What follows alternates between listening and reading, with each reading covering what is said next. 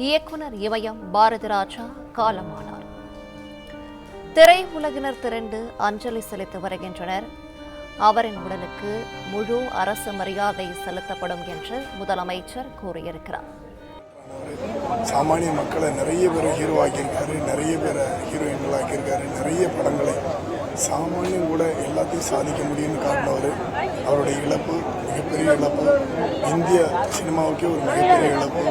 அவருடைய குடும்பத்துக்கு என்னோட ஆழ்ந்த அனுதாபங்கள், அவருடைய ஆத்மா சாந்திகள்.